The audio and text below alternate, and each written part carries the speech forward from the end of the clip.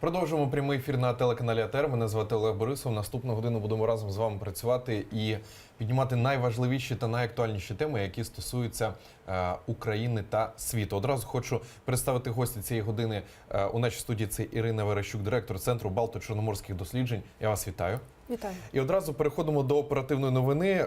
Поліція обґрунтовано підозрює Юрія Росошанського у скоєнні вбивства Ірини Ноздровської. Про це на своїй сторінці у Фейсбук написав перший заступник голови Національної поліції України В'ячеслав Аброськін. Цитую: "Про ніяке відверте зізнання підозрюваного мова не йде. Виключно завдяки зібраному масиву речових доказів ми встановили підозрюваного. Під час бесіди після затримання я особисто спілкувався з особою, яку ми обґрунтовано підозрюємо у скоєнні злочину. Людина не кається у скоєному і не збирається каятися. Підозрюваний співпрацює зі слідством. Він визнав провину, але не кається". Кінець цитати. Нагадаю, тіло Ірини Ноздровської знайшли у Вишгородському районі Київської області 1 січня. Про її зникнення стало відомо 30 грудня. За даними поліції та попередніми даними експертизи тіла, Ірина загинула від множинних колото-різаних ран. Вона кілька років займалася справою про загибель своєї сестри Світлани Сапатінської, яку 30 вересня 2015 року у селі Демидів насмерть збив племінник глави суду Вишгородського району Дмитро Росошанський. У травні 2017 року Росошанського засудили до 7 років ув'язнення. Його захист подав апеляцію. 27 грудня апеляційний суд Києва відмовив йому у звільненні і продовжив запобіжний захід у вигляді тримання під вартою на 60 діб. Росошанський все ще може вийти на волю за амністією. За словами близьких і знайомих, Ноздровській погрожували через справу Росошанського, і вона повідомляла про це у поліцію. І прямо зараз ми маємо на прямому телефонному зв'язку адвоката Анатолія Худякова. Пане Анатолію, вітаю вас. Пане Анатолію, як нас чуєте? Давайте перевіримо звук. Чуємо, так, з перервами. Добрий день. Добрий день. Будь ласка, останню інформацію спочатку поділіться стосовно того, що відомо на даний момент. Чи розпочалося судове засідання з обрання запобіжного заходу? Судове засідання не розпочалося, всі знаходяться в очікуванні. Тому, власне кажучи, новин поки що на даний момент немає ніяких. Чому затягується так початок судового засідання? Чи є у вас якісь бачення? Тому що анонсувалося, що о 14:00 почнеться. Наскільки мені відомо, ці анонси не були підтверджені. З інформації голови суду до суду ще не надійшли документи від органу досудового розслідування щодо обрання запобіжного заходу. Як тільки надійдуть, прес-служба одразу поставить їх до відома. Чи отримали ви доступ до матеріалів справи? Ні, не отримали.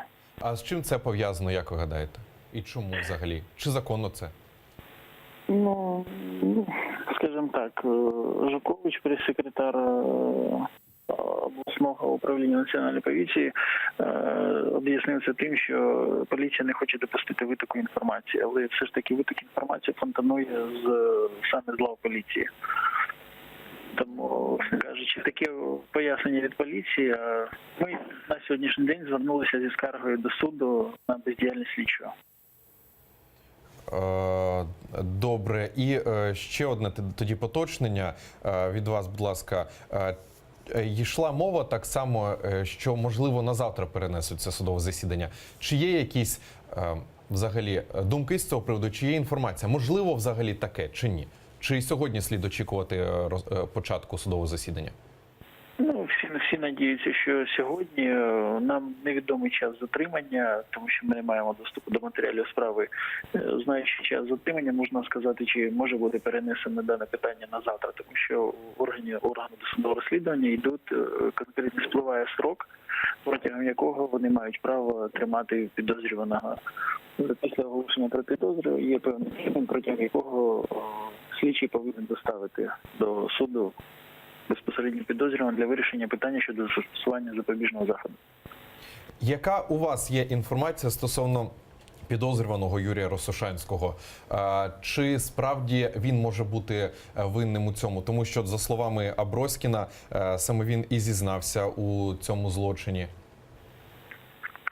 Знову ж таки, ми не бачили матеріалів справи, тому зараз казати про щось це не хотілося б. Ми хочемо вивчити матеріали справи, побачити, наскільки обґрунтована підозра, і після цього вже робити висновки.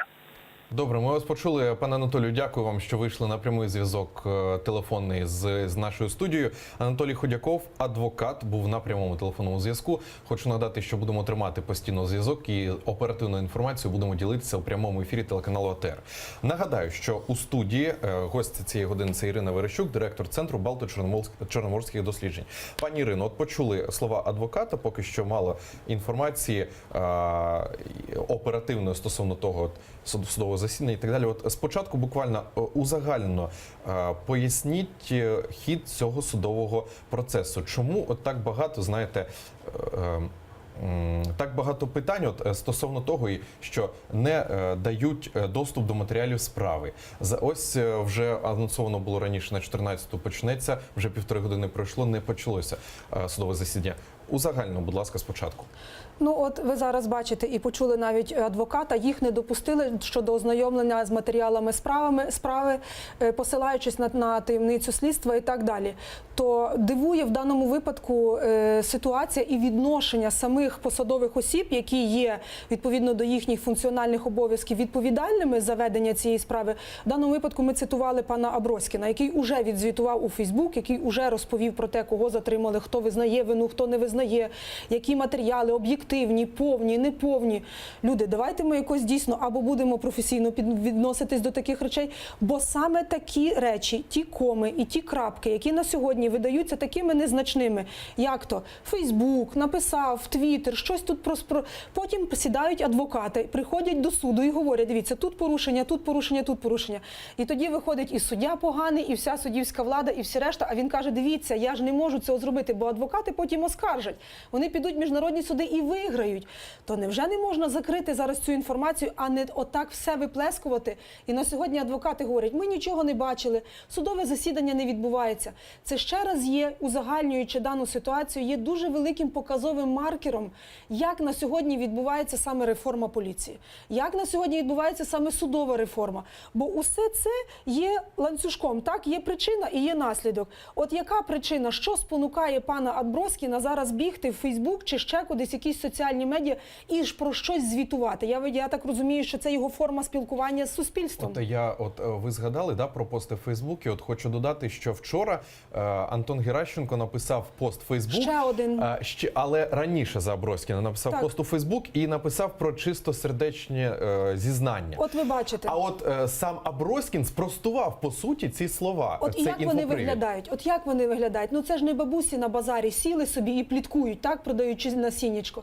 Я перепрошую, але таке відношення неприпустиме, якщо ми говоримо про професіоналізм, якщо ми говоримо про таємницю слідства. Бо потім це все добрі адвокати чи погані, вони візьмуть і будуть робити свою роботу правильно. Скільки ми втратили реальних справ, які розбивались в суді тільки завдяки непрофесійності поліції, прокуратури і тих органів, які повинні підтримувати державне обвинувачення в суді, які повинні довести оцю слідчу справу, яка повинна прийти до суду готовою. Коли вона прийде в такому стані через Фейсбук, через соцмедіа, а Ківа, як ви пам'ятаєте, попередньо взагалі говорив, що це самовбивство, так? Що вона себе вбила, а тепер як він виглядає? От хто відповідає за отакі речі? Потрібно присікати на корню такі речі, бо справді, давайте ми відвернемось трішки назад до цієї справи. Неодноразово пані Ноздровська зверталась до поліції щодо погроз, так? Ще 2 роки Вона писала, це не сталося відразу. 2 роки бездіяльності влади, які призвели до смерті і дотепер до величезної трагедії, і які мало не призвели до нового соціального вибуху, так? Люди вийшли. Люди, звичайно, негативно відносяться до ходу розслідувань. Адвокати, ба більше, підтягнулися вже і наші міжнародні партнери. Ви знаєте, що фактично пригрозили санкціями. Будуть включені щось по типу до списку Магнітського і українські персоналії, і українські прізвища, якщо вони не будуть дійсно виконувати своїх покладених на них повноважень. І що ми сьогодні маємо? Ми маємо тотальну недовіру суспільства, тому що кожен нормальна, притомна людина, читаючи оце все від Аброськіних, Ківі і Геращенок, я перепрошую при всій повазі до тих людей, ми дивимося, ми вже не знаємо, кому вірити, кому не вірити. Здавалось би, і адвокати є, так, і все здавалось би зрозуміло. Але так багато білих плям, і не одна така Ноздровська, царство їй небесне, таких справ сотні. Просто ця справа стала показовою, дістала широкого розголосу. А скільки по регіонах таких справ на сьогодні? Люди б'ються головою об стінку і зробити нічого не можуть. Ця система потребує докорінного реформування. Вже не вийде пофарбувати паркан, не вийде зафарбувати злі слова і назвати це поліцією. Не вийде. Люди просто цього вже не потерплять. От і все.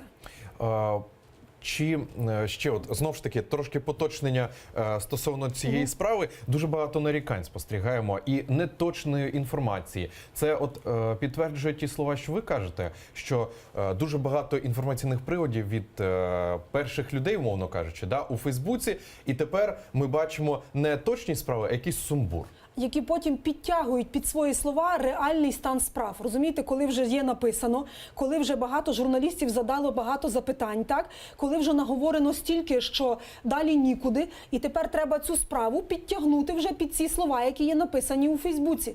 Це, я так розумію, що проблема і біда не тільки, звичайно, нереформованої поліції. Ними грішать такими, я навіть не знаю, як це назвати, якимись психіатричними відхиленнями, тому що чому таке бажання в Фейсбуці опублічувати навіть ті речі, які не можна опублічувати відповідно до законодавства. Так? Є таємниця кримінального судочинства, є таємниця слідства, є зрештою інформація, яка сьогодні збирається. Звертається до людей за винагороду дати будь-яку інформацію. Хто буде давати таку інформацію? Ви б згодились, навіть якщо ви щось знаєте. Якщо завтра ваше прізвище стане відоме, якщо завтра про вас напишуть у Фейсбуці, навіть ніхто не знає ще на сьогодні, я не можу звинувачувати навіть того Росошанського, бо я не знаю, чи він вбивця.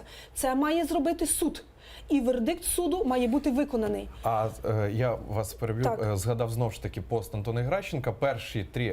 Перше речення у його пості було, що вбивство розкрито. Будь ласка. Він вже розкрив Але ж вбивство. по суті суд має це зробити. А ще і навіть розкрити. міру запобіжного заходу не обрали. Навіть міра запобіжного заходу. Про що ми Так. говоримо? Дивіться, от згадали про реформу МВС, і от я також сьогодні от перед ефіром читав Аброськіна, і він 2 години тому написав черговий пост, але вже після того, як почалося оце от обурення, да, нарікання, неточності і так далі, він написав і стосовно того, що про статистику, що от за 2017 рік було скоєно 1551 вбивство, з них 89% розкрито. Тобто, по суті, якщо вірити цій статистиці, то це хороший показник. Але ви кажете, що потрібне реформування МВС загалом, не лише от паркування парканів. Да? Як воно повинно виглядати, реформування МВС, і з чого слід почати? Ну, на жаль, я не займаюся реформою МВС професійно, тому я не буду радити на сьогодні тим людям і не буду заважати, які дійсно пропонують і міжнародні організації. Ну, дивіться. Але те, що очевидно, от сьогодні ми бачимо, що можна змінити. Перепрошую. Прошу.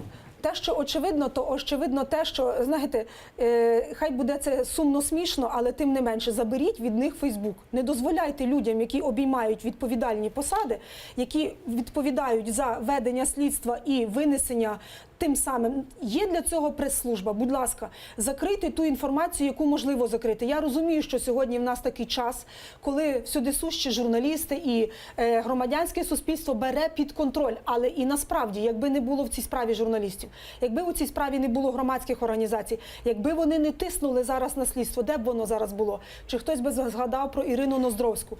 Тим не менше, мусить бути розроблена стратегія щодо превентивності, так, попередження злочинів, щодо праці над уже заявленими і засвідченими злочинами. Щодо того, ну, по-перше, це мають бути професійні люди. Не може Антон Геращенко в такий вільний, знаєте, спосіб трактувати ті чи інші події, а він трактує усі без винятку події, які потім призводять до збурення в народі, які потім призводять і які потім треба дуже терміново гасити. Бо люди виходять, люди обурені, бо слово не горобець, слово це зброя, воно випущено. Що це робиться? Маніпулювання, це відволікання на непотрібний об'єкт, так, коли за цей час робляться багато інших справ. Ми маємо справу в Княжичах, так? Ми маємо дуже багато справ в самій реформованій уже поліції щодо люстрації, так, коли потрапляють туди люди, які фактично не можуть ні юридично, ні морально там бути, які сьогодні є на високих посадах, які виконують функції державні, які вирішують і вершать долю людей. А що говорити в регіонах?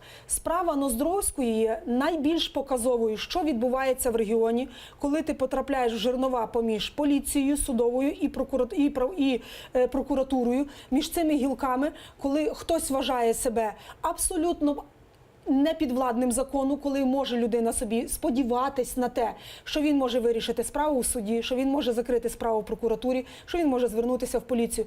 І це є яскравим маркером того, що насправді відбувається в Україні загалом. От знову ж таки, відходячи від ваших слів, згадав одну зі статей на порталі «Слово і діло». Так, там було написано, що останнім часом спостерігаємо, що суди працюють не тому, що це їх обов'язок, а тому, що цього вимагає суспільство і правда. журналісти. Це правда. Таке враження, що в нас залишилось дійсно сильним громадянське суспільство, коли люди вже стомились дивитися на цю вакханалію, яка відбувається. Вони беруть для себе у друзі журналістів, коли повідомляють, знаходяться ті журналісти, які дійсно займаються тими розслідуваннями.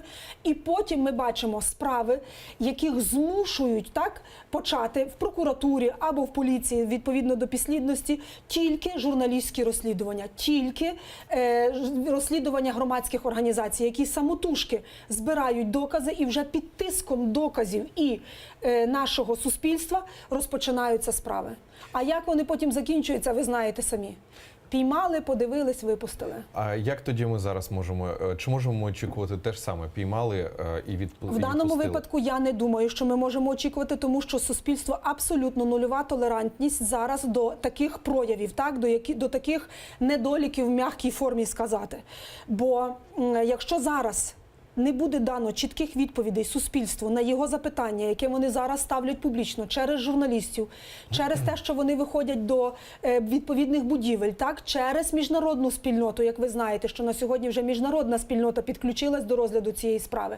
Ця справа мала би стати показовою, бо ще одної Врадіївки Україна не переживе. Ми не можемо втратити зараз на сьогодні цільність у тій справі. Ми мусимо вірити суду, ми не можемо зі своєї точки зору і теж тиснути на суд, тому що тоді це теж буде з іншої сторони засудили, а чи він дійсно є вбивцею. Ви можете сказати, що він на сьогодні є вбивцею? Я ні. Чи Ніхто хтось не може? Ніхто не, а Амброскін і Геращенко може. Суд лише може. Так, тільки суд. Тож давайте дочекаємося першого засідання. Я впевнена, що жоден суд і жоден суддя на сьогодні би не взяв на себе відповідальність судити, як він хоче, або як його просять, чи якось ще. Я знаю, що є кругова порука, я знаю, що там є і з суддівської справи, що там Вишгородський суддя, і був головою суду і так далі. Але я вірю, що суд винесе об'єктивне рішення. І сподіваюсь на це. Чи можуть ось такі справи, на кшталт такої, за якою сьогодні спостерігаємо, казати про те, що реформи відсутні, що вони не діють, що вони не відсутні взагалі? Можливо, не тому, що вони відсутні, а тому, що вони неефективні. Неефективні. Реформа є, бо ви ж бачите, стала кращою дещо і ситуація з обмундируванням в поліції. Їм дозволили, щось там упорядкували, їх вдягнули. Вони можуть застосовувати набагато ширші засоби, коли там умовно люди пікетують чи страйкують. Вони і мають нові пріуси, вони мають нову техніку щодо стеження Багато і так далі. селфі. Багато селфі, багато бабусь переведено через дорогу. Але ефекту нуль. Оце і є ефект. Справа Ноздровської. 2 роки людина пише про те, що, будь ласка, мені погрожують. І є підстави вірити, тому що це відбувалося публічно в судовому засіданні. Я спеціально переглядала. Це відбувалося публічно, коли вона дійсно відповідала на запитання сторін в судовому засіданні. Вона звертається, каже, хто, називає прізвище, що ще краще, щоб перевірити і превентивно унеможливити. Але цього не робилося. І сьогодні ми маємо таку величезну трагедію, коли США звертається, коли посли звертаються і висловлюються щодо цього питання. Невже у нас недостатньо резерву і сил всередині країни, щоб дати лад самим собі? А от теж ваша думка. І раніше так було стосовно МВС? Чи просто раніше не така прикута увага була до усіх судових таких подібних процесів? Чи все ж таки це в залежності від реформування і якості роботи нинішніх правоохоронних органів? Я думаю, багато статистики є прихованою. Багато речей і раніше відбувалося.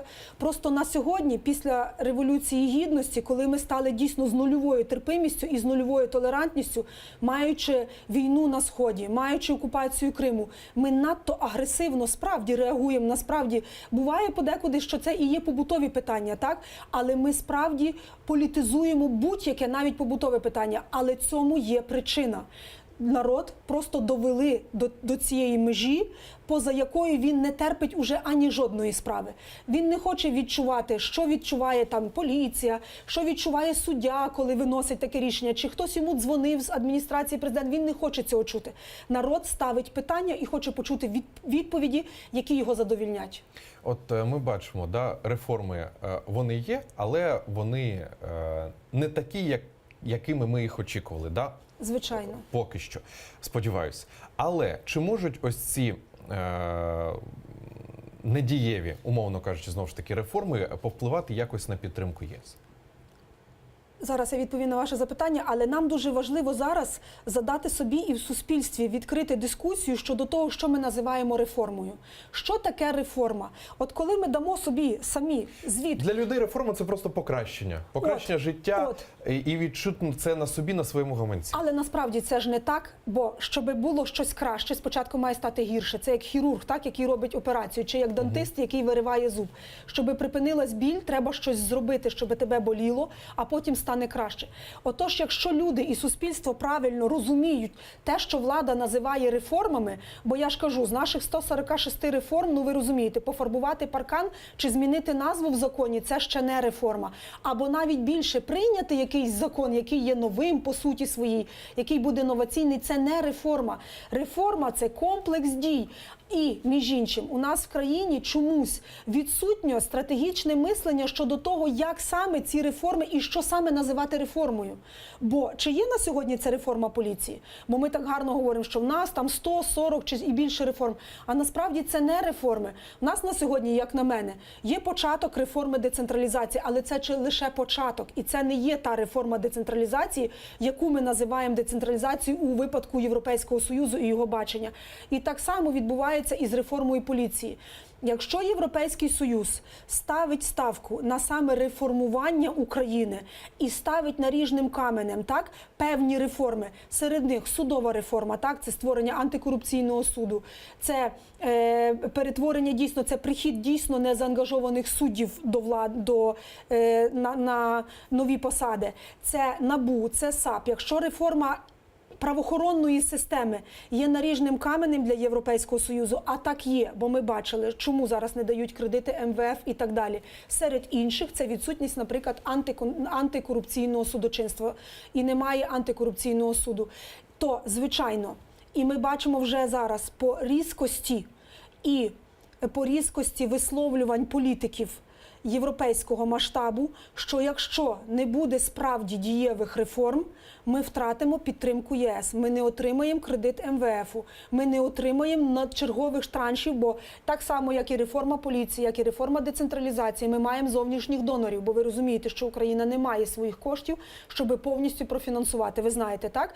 Наскільки профінансована з зовнішніх джерел реформа тієї ж поліції. За чиї гроші куплялись пріуси, за чиї гроші куплялись обмундирування і так далі. Нам допомагає Європа, нам допомагає США, і вони будуть чекати ефекту. Ефекту наразі немає. І от такі справи Ноздровської і такі інші справи є лакмусовим папірцем, що Європа не згодна чекати далі і кивати головою, ну, якби погоджуючись мовчазно на те, що подає влада у вигляді реформ. Але ж і от ми з вами у студії це бачимо, і я певен, що і влада це все бачить.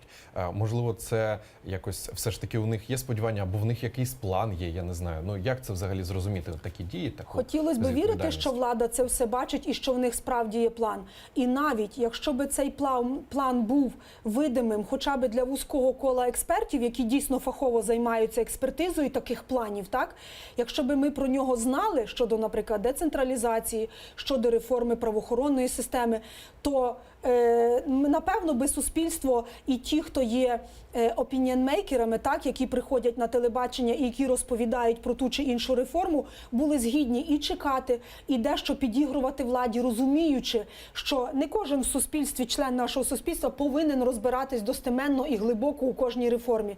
Але ті експерти, які займаються цими реформами, в тому числі міжнародні експерти, в тому числі міжнародні організації, які щось радять Україні, так, вони теж напрацьовують, ви знаєте. І Бальцерович працював, та й дуже багато міжнародних експертів працює зараз в тій чи іншій галузі реформування. Якщо би ми бачили, що це є справді один великий план стратегічний, який через 3-5 років дійсно покращить життя в суспільстві і в Україні в цілому, ми би насправді працювали по-іншому і не були б так агресивно критичні щодо владних дій. На жаль, цього немає. Ми не бачимо великого плану, яким мала би прямувати, який би мала мати Україна вже на сьогодні. Бо я вважаю, що 3,5 роки – це достатній період для того, щоб його напрацювати. Це достатній період. Хоча б для того, щоб презентувати основні його напрямки, точки росту, так, ці реперні точки, які потім нам дадуть оцю можливість зробити, якщо б не стрибок, то хоча б крок. Наразі його немає. От ми заговорили з вами і про реформи, і про підтримку ЄС. От хотілося плавно перейти ще до стосунків з ЄС, зокрема про Польщу. Так. Польсько-український скандал набув неабиякого розголосу у суспільстві. На якому зараз це етапі? Чи йде якесь примирення? Тому що, знову ж таки, зустріч президентів у Харкові, да, вона показала, що примирення йде. Але з іншого боку, навпаки, продовжуються ці всі скандали, наклепи, сварки і так далі. От поясніть, будь ласка, на якому все зараз етапі? Детально. Ну, дивіться, яка ситуація на сьогодні є в Польщі, що нам би мало бути цікаво, як Україні. Сьогодні, власне, сьогодні, о 12-й годині було заявлено про те, яке буде переформатування уряду. Ви знаєте, змінився прем'єр-міністр. Так, там же звільнили. Так. Змінився пан Моравецький. Я, між іншим, досить високої думки про його професіоналізм. Він хороший економіст, він авторитетний економіст і на всеєвропейському рівні. І його першим візитом до Брюсселю було саме підтвердження його високої професійності, тому що він розуміє, що погіршення ситуації з Брюсселем і в Польщі, і в Брюсселі не принесе додаткових профітів ні його державі, ні Європейському Союзу. Тим не менше, зараз змінився і Ващиковський, але його намісником став його заступник. Тобто ми повинні усвідомити і чітко зрозуміти, що історична ревізія Польщі щодо України є, вона буде відбуватися, а от в яких рамках і як глибоко залежить також і від України. Багато речей від України не залежить. Зараз я говорю про те, що ми не можемо змінити ставлення поляків до, умовно, Бандери чи УПА, так, до руху УПА, але ми маємо і можемо змінити те, що на перший погляд є надзвичайно важливим.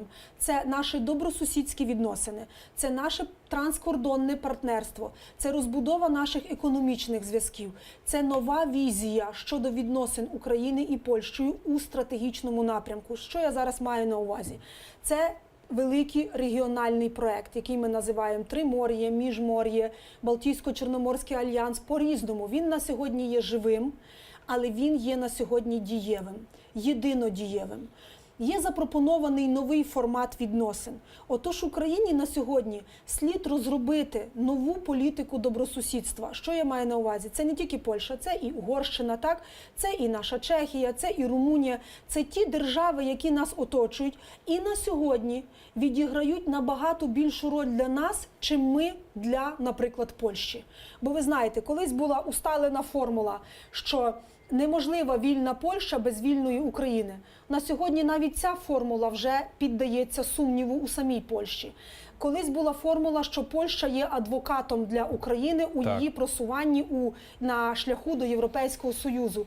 Вже і сьогодні піддається ревізії і ця формула. Отже, що ми маємо по факту? Ми по факту маємо 3 великих можливості для нас, де є місце для компромісу. Ми маємо нашу велику національну меншину в Польщі, яка є на сьогодні найбільшою серед інших національних меншин, яка проживає. Ми маємо по факту на сьогодні ревізію наших відносин україно-польсько і польсько-українських і асиметрію історичної пам'яті. І ми маємо по факту на сьогодні наше майбутнє, яке маємо формувати згідно наших прагнень євроатлантичних. Що ми можемо зробити і змінити? І в цьому напрямку є позитивним зрушення щодо України і Польщі загалом.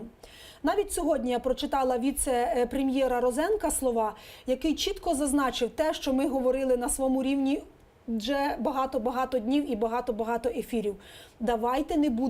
Давайте деполітизувати гуманітарні питання і питання історії в тому числі. Підняли на рівень президентів, зустрілися в грудні, домовилися, забрали важкі питання щодо там В'ятровича і так далі, який дійсно був непоступливим у своїй риториці щодо Польщі і так далі. Вже зібралися, створили комісію. І ви бачите, наразі питання затихло.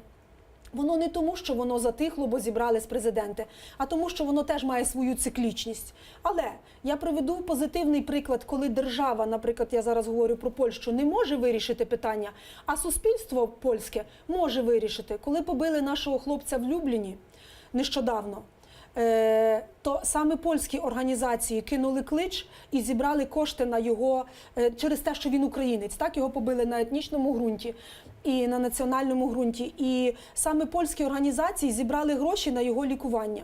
Коли польська влада відмовилася фінансувати український фестиваль теж в Любліні, і в Перемишлі, перепрошую, то саме польські організації зібрали гроші, між іншим щорічно фінансований польською владою, тільки вперше цього року вона відмовилась фінансувати.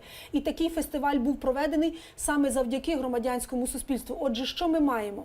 Громадянське суспільство насправді є тим рушієм і тим вагомим чинником по обох сторонах конфлікту, умовного конфлікту, бо його насправді немає. І той конфлікт, який на сьогодні виноситься на першій шпальті, насправді є другорядним.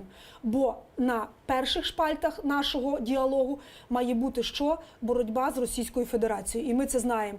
Спільна підтримка один одного в даному напрямку і вироблення політики. Якщо ми не відсіємо зерна від плевел, якщо ми не поставимо собі наріжним каменем саме політику добросусідства і не будемо вважати, що все, що сказав десь там Інститут національної пам'яті чи якийсь історик, відразу і негайним конфліктом і погіршенням ситуації, ми маємо хорошу інерцію. 25 років у нас були хороші напрацювання, ви пам'ятаєте. Леонід Кучма і Олександр Кваснєвський, відкриття цвинтару Орлят. Ви знаєте, в нас є хороші традиції. І я вірю, що ця інерція не дозволить упустити конфлікт глибше. Через цих орлят і теж одна зі складових скандалу. Так, але тим не менше, якби їх не було, ще б гірше було. Ви розумієте? Так. Саме такі історичні приклади дають нам слабку надію, що історія врешті не буде брати гору у наших політичних, економічних і культурних надбаннях, які ми вже маємо. Бо ми маємо дуже багато прикладів. І зрештою Польща буде змушена переглядати свою політику щодо України, враховуючи кількість трудових мігрантів, які на сьогодні там є. А це 1,5 мільйона. І ви знаєте, можливо, не знаєте, минулого року кожен 5-й квадратний метр був куплений саме українцями в Польщі. Там наше студентство, там 50 тисяч наших студентів. Це теж певне переформатування, так? Вони змушені будуть. І я не вірю у те, що польське суспільство не розуміє, що саме Україна є найближчим нашим сусідом і їхнім сусідом і партнером. Я не те, що не вірю, я знаю, що так не є. Бо, попри все, ми залишаємося дуже тісними. Попри все, ми сподіваємося і віримо, що здоровий глузд і те, що називається добросусідство, все-таки візьме гору.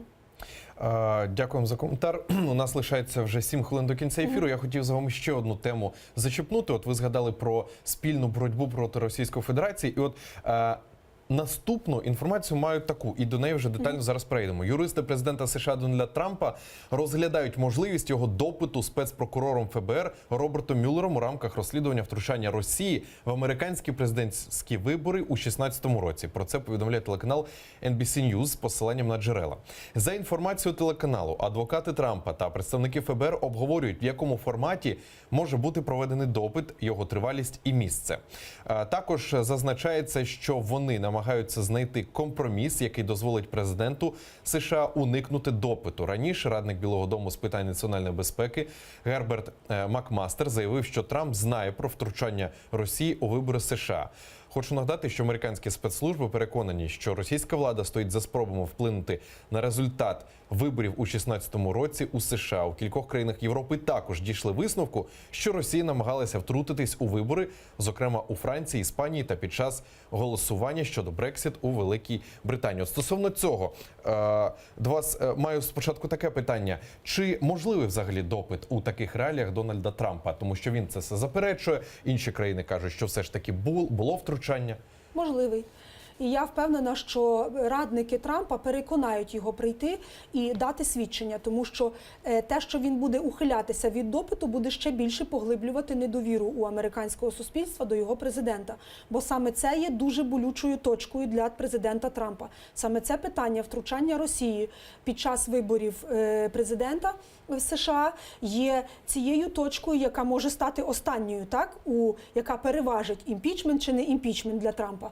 Ми читали, окрім цього, повідомлення сьогодні, що США і розвідка США повідомляє, що Росія намагається вплинути вже і в Мексиці на вибори. Так. І вже і там є.